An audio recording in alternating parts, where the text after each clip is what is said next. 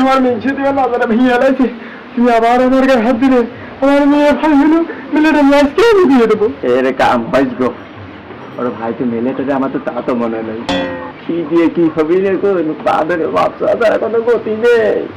আপনি আমার ভাইটা করছি